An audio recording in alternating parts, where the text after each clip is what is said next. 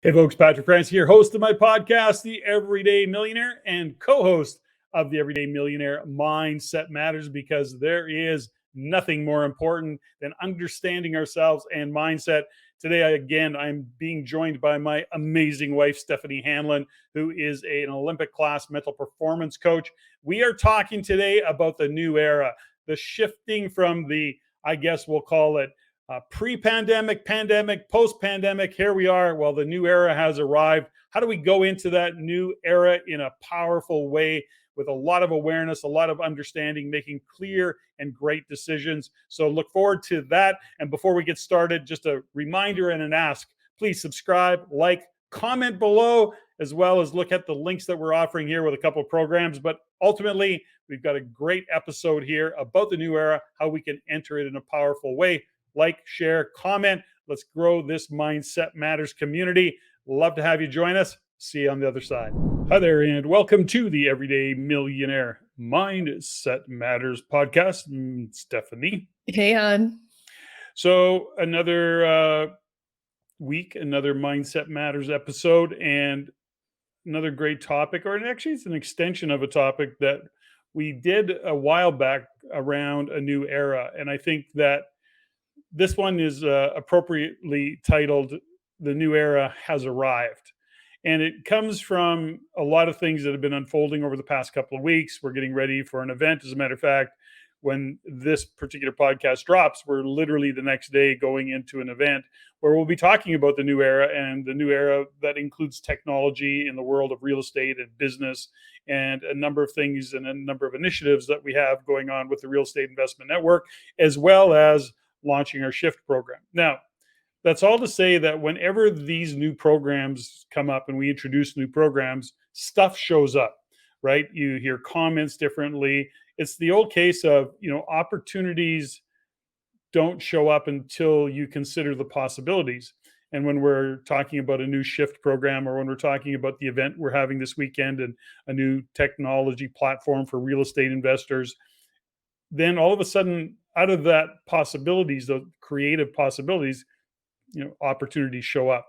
And the opportunity to have conversation in this case is about seeing what people are going through as we actually are now into the new era. We talked about, what is up for people as they go into it. So where am I going with this whole conversation? I'm not quite sure yet. But when so the thing about it is that as we enter a new era, as we talk to people, and I've got some really cool stories to share, but as we talk to people, we're feeling, or we're sensing and getting feedback around feeling a little unsettled. Now, that doesn't mean it's negative. It can be unsettled as in I'm excited about the future. That's less common than I'm fearful of the future. So I'll kind of pass the puck to you, and because I know that you've also had many conversations. And what are you seeing as we go into this new era? Where would you like to enter the conversation? Well, I think it's acknowledging that something is coming to a close. There's some familiarity and some memories that maybe we're trying to hang on to, and trying to give ourselves a little bit of comfort in the fact that there's like a subtle form of comfort that's coming right now, in the form of a little bit of normalcy. We're back into the world. We're back at work. But so many things have changed. And what we have to acknowledge is that there's going to be some things that are never going to go back to the way they were before 2020. It's just the way that it is. And it's, for some people, it's very sad. And for some people, it's very exciting. So what I'd like to do is dig into what the uncertainty is, and is there a way to enter it with fearlessness instead of fear, like seeking comfort in uncertainty rather than demanding certainty. The unsettled that I'm sensing, even in myself, I'm noticing things are changing and things are speeding up, and I'm having to learn how to slow things down again so that I don't get caught up in trying to just head full barrel on into a new era without actually being mindful of this transition. Now, the transition, I think we have to be conscious of it. I think we have to actually put a stake in the ground, a line of demarcation going, okay, here's where I'm at in this transition. Here's where I'm at in understanding that when one era comes to a close, there needs to be a transition time that could be quite bumpy. But as we open up to a new era, is it okay to be frightened? Is it okay to be fearful? Is it okay to be uncertain? And is it okay to be really optimistic and open? And I think it's all of those things that are coming together right now, where people are feeling, and in my conversations with people, whether it's friends, family, clients, is there this hum of uncertainty that really is affecting people. And I think it's important that we shine a light on it today. Yeah, and from a mindset matters kind of view or a point of view of mindset matters, it always starts, we say it often, which is that it starts with being aware of how you're feeling, being aware of what you're seeing for the future, for yourself, for your family. What is it that you're feeling around the future, and what are you nervous about, and or what are you excited about? But the first thing is having the awareness so that you're not getting caught up in it. Now, let's talk a little bit and start to break this down into kind of components, if you will. One of the things that showed up for us, as I'm talking with the team within the Real Estate Investment Network, we've got an event coming up, and we're talking to people randomly because we also are having other conversations with them. And we say, "Are you going to be at the Accelerator Summit this weekend?" And they're going, "What summit?" And we have sent out emails, we've texted people, we've made announcements on social media, and they're like oblivious to that particular event coming up. And it's a big event, they're part of the community. And you go, how do you miss it? And as a organization, as a team, we're going, what do we have to do to kind of get people's attention? And the reality of it is, of course, is that people are so inundated with information coming at them, they're so distracted. Some of it is the distraction of just sheer volume of information coming at them. Some of it is just the distraction of what's happening in life and business and jobs and careers and family. I mean, there's so many distractions coming at people, which is also, as we shift into a new era, a lot of people that we talk to, or a number of people that we hear from, are kind of locked into this place in this story of pre-pandemic. So I've broken it down in my mind. There was pre-pandemic, there was pandemic, and now there is post-pandemic. And it's the culmination of all those things that are bringing us into the new era. The question becomes, what are you going into the new era with? What are you going to let go? And what do you want to keep? Are you aware that we're shifting and you're shifting into the new era? We are at a global level going into a new era, a new way of being, culturally, society, belief systems changing, shifting. Some are being forced down our throat. I mean, we've talked about it many times. So the question is that how do you step back from that? How do you slow it down so you don't run into it and crash and burn? And I'm going to share a story in a minute, but I want to just stop for a second and kind of look at it and see from your point of view, how would you kind of disseminate that? How would you break that down and how you're feeling or seeing it with your clients and or the conversations that you're having? Well, for me, there's two ways of looking at it. To your point, there's the pre-pandemic, the what we went through, and then the post um, outcome of what's happening, and we have to be able to disseminate and distinguish what we're going to bring forward, what we're going to leave behind. Pre-2020, I did have a sense that something was changing, something was up.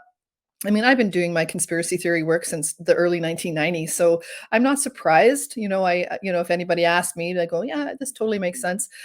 But on one hand, there's never a way to be prepared to what really happened. So there's a lack of preparedness for these changes that I think that most people are feeling.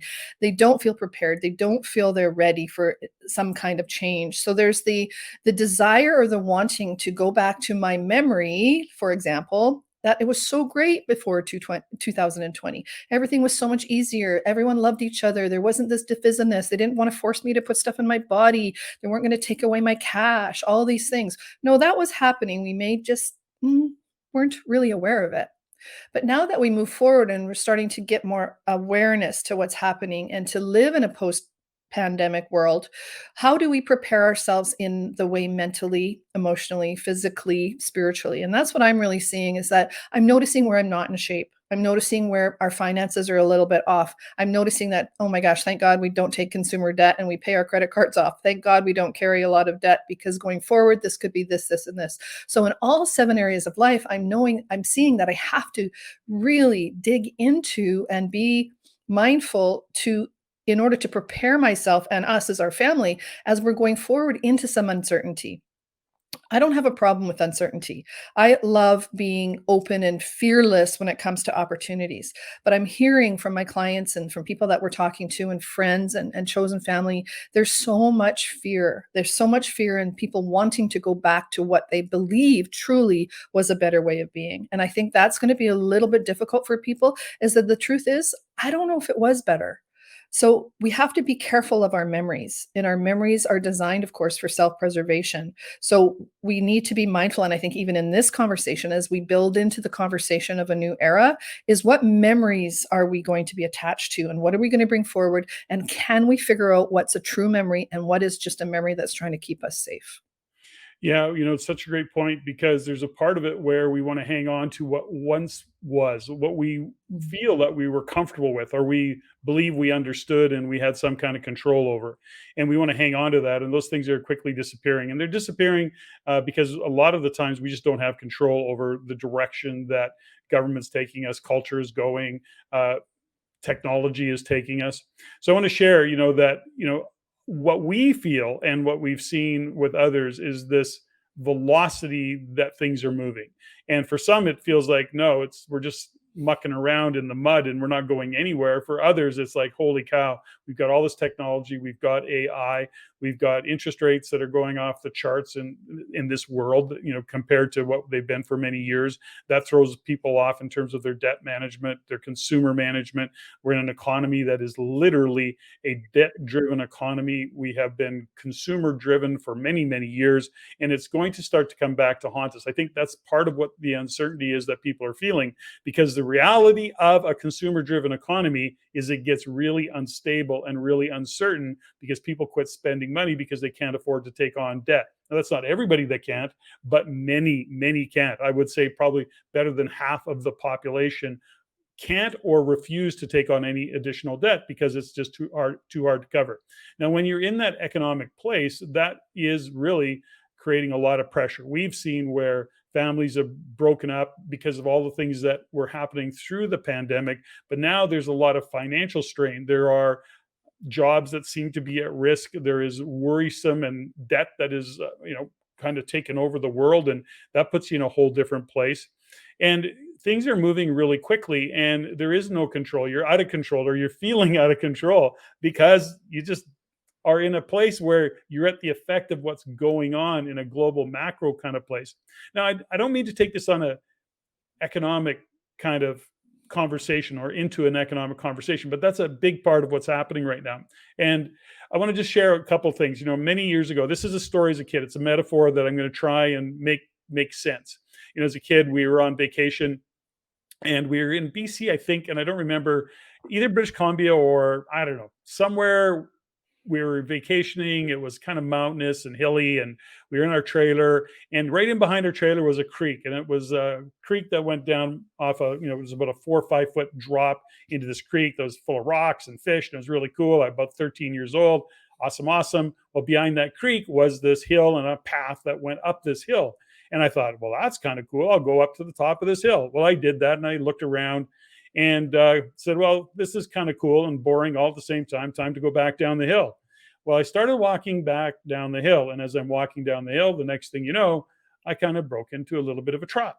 And then that trot broke into a bit of a run. And that run broke into, I'm out of control coming down this hill. I cannot stop. My heels are kind of wrapping up around my ears. And I'm realizing there is no kind of runway flat spot at the bottom. It literally drops into the creek, and I can see that I'm going to go over the edge of this creek and crash and burn into the rocks. So I literally had to relax, let myself go and fall in order to stop myself from going over the edge into this creek, into the rocks. Well, that's all to say that I crashed and I burned and I was scraped and beat. And I remember going into the trailer. It looks like I'd maybe been mauled by a bear. My mom's going, "What the hell happened to you?" The point is this: the momentum got me going and I had no control. I was literally going down the hill, and the only way I could stop was to crash and burn. So the metaphor in all of that is, number one, realizing I guess at 13, I didn't know that you could ever find yourself in a position where you're running down a hill and you have no control over the run. I'm thinking you're always in control when you're running. Well, guess what? You're not. And as I'm coming down that hill, all these things sped up. So you start to realize, in the metaphor of life, if you will, if you look at that, sometimes life can just get moving fast. You've got things that are going on that you're not in control of. We certainly weren't in control and aren't in control of a lot of decisions that are being made, a lot of policies that are being made, and a lot of things that are happening in the world today. We're just at the effect of. It's like me running down the hill. I was the effect of the steepness of that hill, and I didn't know enough to know push back. Don't buy into the momentum. Don't get sucked into the momentum of running down that hill. And I'm seeing more and more where people are feeling the overwhelm and the momentum and the velocity of what's happening in the world, and they're being sucked up into it, and they're resisting that. You're feeling like, I don't want to do this, and or you're in it and now you don't know how to get the hell out of it. And these are some of the problems that I think are kind of showing up when we're having conversations. And that's part of what's freaking people out. Now, the other side of that, and I know I'm going on here a little bit, we're doing a big renovation in building on our property that we're going to turn into workshop space, and it's going to be really cool. We're looking forward to it. And workshop as in person live workshops with people, not With real workshop. people. Yeah, with people, not workshop as in, I'm going to get into carpentry. So the point is that I've got these young trades guys coming through, and it's really interesting. They're young, as in most of them so far have been, early 30s, and young budding entrepreneurs. And of course, I get just so drawn into that. I love it, right? So I'm asking questions. What are you doing? And doing all these things, and I'm talking about some of the work we do in the Everyday Millionaire podcast and interviews I'm doing, and they're just like they're big sponges, excited about the future, excited about building business and being entrepreneurs, and it's really a cool energy to be part of. But along the way, they're inquisitive, but they're not caught up in a lot of the other velocity or the momentum of some of this technology. These guys are trades guys. What they've got is young families. They're just married. They've got a child. So where am I going with all that? The point is that we have to recognize that, as frightening as it is for some, and we see that, we hear that, there's another side to this, that if you're slowing down, if you're being aware of what's happening, you're not buying into everything. You're not being caught up in mainstream media, for example. You're not being caught up in all of the technology, having that fear of missing out and chasing something that you think is going to make you rich overnight. You follow what I'm saying? Is any of this making sense? Of course. I mean, back to the story of you running down the hill and thinking that gravity doesn't exist or momentum is Oh, your gravity, what's friend. that? Did I know what gravity was at I 13? Oh, don't think yeah, I'm so. sure I did. That's amazing. And you're right. I think we get out of control and we start thinking that this is the pace we're going to have to operate at. And the next thing you know, we're redlining, and it really is important to slow it down and to get grounded and have people around you that can call you on it. Like, I had a friend this week call me on it. Just, you're going too fast. You're changing things too fast. I can't follow. I don't like the energy that it's bringing. And you know what? It really made me slow down and think about it and go, okay, what is the energy that I'm bringing into this uncertainty? What is my responsibility in the choices that I'm making? Am I looking for comfort? Am I looking for certainty? And I love the fact that you're talking to the trades guys, because the truth is they're at an age where there is possibilities still. Mhm. I get a little bit nervous right now, and I'm seeing more and more different businesses that, we go to, or restaurants that are not taking cash. They're only taking um credit cards or debit cards, or eventually, your Apple Pay or whatever. And I'm thinking what's going to happen is part of what's going to give people comfort. And I want to shine a light on this, and I don't know enough about it, so don't, hold me to it. But what's going to give people comfort is this illusion of convenience. So all these QR codes and all these things you can sign up for, that it's going to be so convenient and so easy for you to do your banking and your shopping, and you don't have to worry about losing your wallet or bringing your purse. So those types of things, I believe, are designed to quell some of this anxiety. And to me, I see it as a bit of a trap. I was on the Air Canada app the other day coming home from Spain, and all of a sudden it said, "Hey, sign up for our QR code. That's how you get into the lounge." I'm like, "Well, no, can't I just use my boarding pass?" I don't need to be given another layer of convenience to quell my anxiety around something that isn't even existing. So, long story short, when we think of the momentum and what is going to be offered to us as solutions, I think we have to be mindful of that as well, and to step back and to take a look at where we want to enter the conversation around who am I going to be as I enter this new era? Am I going to be an independent sovereign soul? Am I going to be somebody that's going to have my critical thinking skills? Am I going to want to hire young, enthusiastic tradespeople to help us grow? And can we pay them cash? And can we be in a conversation that can bring some of the old era stuff into the new era in a way that is responsible and mindful and not fear based? Because that's the other thing. If we have a memory that the world the way that it used to be was the best ever, can we move through the conversation and say, well, yeah, it was good, it was great, but there were some downsides to it. Am I going to seek convenience and comfort, or am I going to dig into entering this new era with mindfulness, with a prosperity mindset, with an abundance mindset? Am I going to surround myself with like minded people? If shit does hit the fan again and they lock everybody down because of climate change or because of whatever, then are we prepared this time? And I think we have an opportunity as we enter this new era to have more skills and to have more conversations with people that in our case, we've had to really let go some relationships over the past couple of years that didn't serve either of us. I mean, it was hard at the time, but when you think about where we are now, it actually is the best thing that could have ever happened. So I want to invite the conversation is to, yes, it's momentum, it's scary, physics is a thing, gravity's a thing, and momentum can really become addictive and attractive, but watch yourself. Don't get caught up in seeking solutions from outside of yourself. And from a mindset matter standpoint, we have all our answers inside. Don't seek convenience, don't seek answers, don't look for the shortcuts.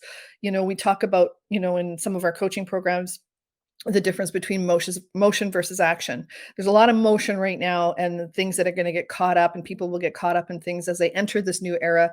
But I slow down, take one step at a time, and let's commit to action versus motion.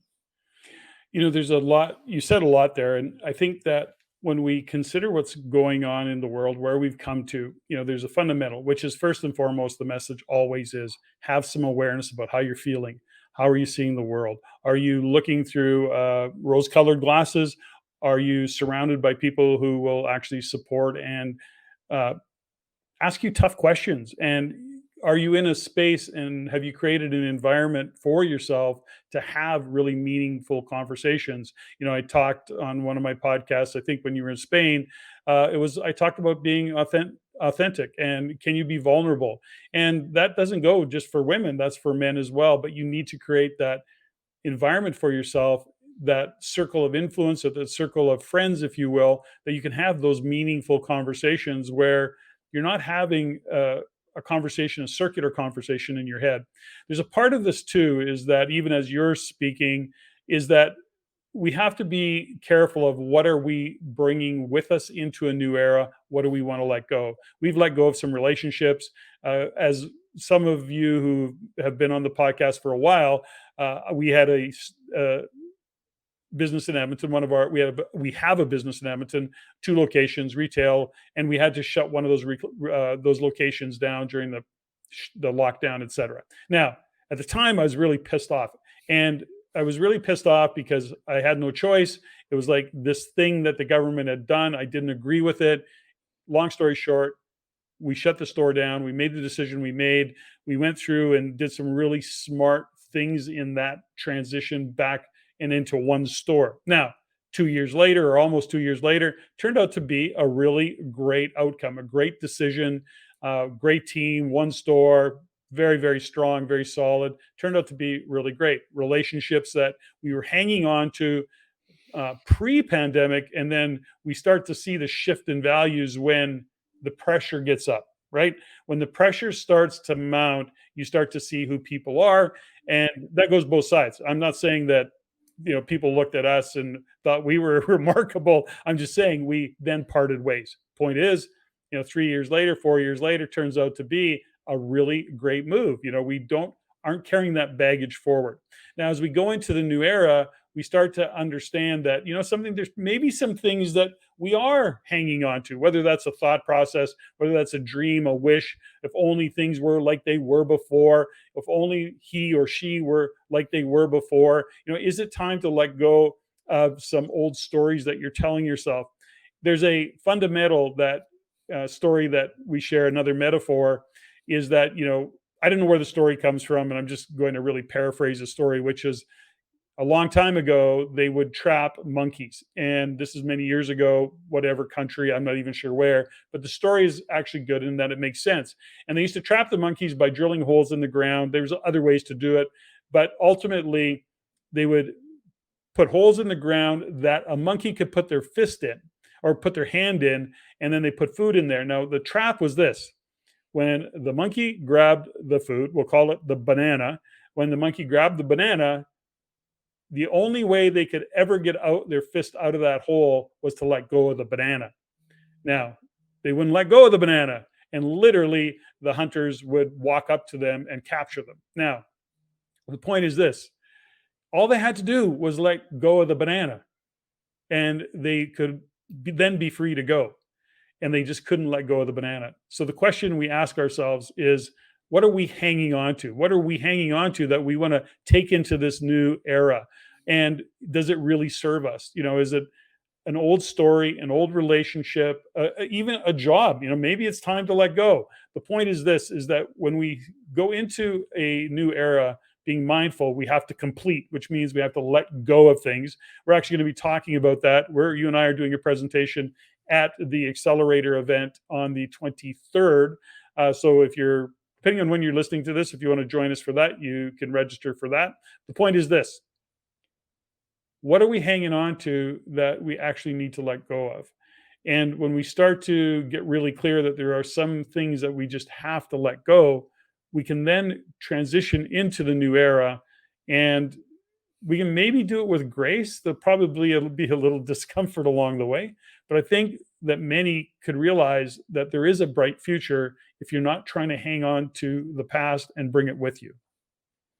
And I think part of that monkey story is what's so great about it is that, and I don't think you're comparing me to a monkey, but there's some things that when you realize that you can let go of that banana and take your hand, and there's a whole plethora of fruit around you and other bananas and other people that, and other, maybe monkeys that have other things they want to share with you. But the control and the grip on that banana with your hand and your fist stuck in that hole is truly about fear, and it's about lack, and it's about having a Mm. mindset of poverty. It's a lack mindset. So by softening, loosening the grip on the banana and taking the hand out, it's trusting that there's going to be more food there. There's trusting that there's going to be more abundance, and trusting that you're going to be supported. And I think that's the transition as we go from one era into this new era, is that we don't have to be afraid if we trust. And you and I've gone through the eye of the needle so many times and so many different things. And yes, it's been difficult, but there's not been one time that our life hasn't grown or the people around us haven't stood up and shown up for us, and vice versa. So let's let go of this banana, whatever this banana is, and enter the new era with, instead of a fist, an open, maybe an open hand and an open heart, and move into it in a way that we can be open to possibilities and be maybe a little bit excited about being uncertain and excited about possibilities. And yes, going back into our memory and maybe feeling nostalgic, thinking the way that it was a certain way and maybe it was better, but not to live there, because we have the opportunity as human being, as conscious sentient beings, is to live in the moment and to live into a very powerful and compelling future. And I think that's what I'm excited about, talking on June 23rd on Friday night, where I get to be with you. I don't know if we're going to do a version of Mindset Matters, but we're going to talk about the new era, and we're going to talk about and drill down and maybe tell some stories about, how this can work and how it has worked and how it hasn't worked. But going forward, I think if we just acknowledge as a culture, as human beings, that we're going from one stage of life to another. It doesn't matter where we are, but as a collective, we have to acknowledge it on some level, and to don't live in the past if we can, because it's gone. The pasta is the pasta, as my Italian friend says. Okay, that's really bad. So listen, folks, when you Really consider bad. where you're at, the new era has in fact arrived. We have pulled the future into the present. We are always pulling the future into the present, and you cannot hang on to the past and step into the future. There are things that you are going to have to let go of and be mindful of it. And of course, sometimes it is uncomfortable, it is painful. It's like literally crashing at the bottom of the hill so you don't go over to the edge. But the point is you come out maybe with some bumps and bruises, but you are there to thrive and to actually excel into what is next. So if you're listening to this, join us on the 23rd for the Real Estate Investment Network Accelerator Summit, if you happen to be catching that. And if you're still with us, we are launching our Shift program. You can go to the show notes and or the description there before, or below, I should say, in the YouTube channel comments. And Stephanie, as always, thanks. That was fun.